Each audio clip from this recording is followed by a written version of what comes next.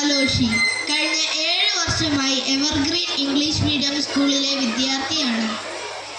മറ്റുള്ള വിദ്യാലയങ്ങളിൽ നിന്നും വ്യത്യസ്തമായി ഇവിടെ നവ്യമാനവിക വിദ്യാഭ്യാസ രീതിയാണ് അനുവർത്തിച്ചു വരുന്നത്. സർവചരാചരങ്ങളെയും സ്നേഹിക്കുകയും ബഹുമാനിക്കുകയും ചെയ്യുക എന്ന തത്വമാണ് നവ്യമാനവികതയുടെ അടിസ്ഥാന തത്വം. ഇവിടെയുള്ള അരമണിക്കൂർ നീണ്ടു നിൽക്കുന്ന മോർണിംഗ് സർക്കിളിലാണ് മൂല്യാധിഷ്ഠിതമായ കാര്യങ്ങൾ അധ്യാപികമാർ ഞങ്ങൾക്ക് പറഞ്ഞു തരുന്നത്. കുട്ടികളായ ഞങ്ങൾക്ക് ശാരീരികവും മാനസികവും ആത്മീയവുമായ പല അറിവുകളും ഇതിലൂടെ ലഭിക്കുന്നു. യോഗയും ധ്യാനവും മറ്റ് മാനസിക ഉല്ലാസം പ്രദാനം ചെയ്യുന്ന ആക്ടിവിറ്റികളും കഴിഞ്ഞ് ക്ലാസ് തുടങ്ങുമ്പോൾ പഠനത്തിൽ കൂടുതൽ ശ്രദ്ധിക്കാൻ സാധിക്കുന്നു. ഒരു വ്യക്തിയുടെ സർവതോന്മുഖമായ വികാസമാണ് നവ്യമാനവിക വിദ്യാഭ്യാസത്തിലൂടെ സാധ്യമാകുന്നത്. കുട്ടികൾക്ക് പഠനത്തോട് താല്പര്യമുണർത്താനും പാഠ്യേതര വിഷയങ്ങളിലെ കഴിവുകൾ വാർത്തെടുക്കാനും ഇവിടുത്തെ വിദ്യാഭ്യാസ രീതി സഹായിക്കുന്നു. സ്വയം മനസ്സിലാക്കാനും അതോടൊപ്പം താൻ ജീവിക്കുന്ന ചുറ്റുപാടുകൾ നിരീക്ഷിക്കാനും സമൂഹത്തിലെ ഊർജ്ജസ്വലരായ വ്യക്തികളാക്കി മാറ്റാനും യോഗാധ്യാന പരിശീലനം സഹായിക്കുന്നു.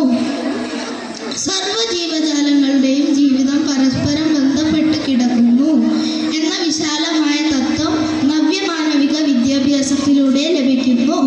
തന്മൂലം പരസ്പര സ്നേഹവും ബഹുമാനവും നിലനിർത്തേണ്ടതിൻ്റെ ആവശ്യം കുട്ടികൾക്ക് ബോധ്യപ്പെടുന്നു. ജാതി മത വർണ്ണ വിവേചനമില്ലാതെ എല്ലാവരെയും ഒരുപോലെ കാണാനും സ്നേഹിക്കാനുമുള്ള പരിശീലനം ഞങ്ങൾക്ക് ഇതിലൂടെ ലഭിക്കുന്നു.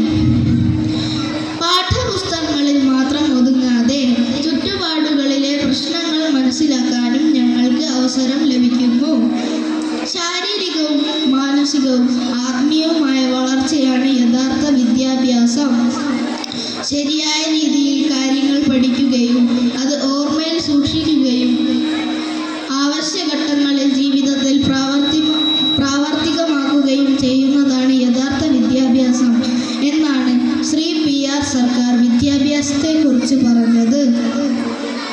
എവർഗ്രീൻ സ്കൂളിൽ നിന്നും പഠനം പൂർത്തിയാക്കി പുറത്തു വരുന്ന എല്ലാവരും സമൂഹത്തിന് മുതൽക്കൂട്ടായ നല്ലൊരു പൗരന്മാരായി വളരാൻ കഴിയട്ടെ എന്ന പ്രാർത്ഥനയോടെ ഞാൻ എൻ്റെ വാക്കുകൾ നിർത്തുന്നു.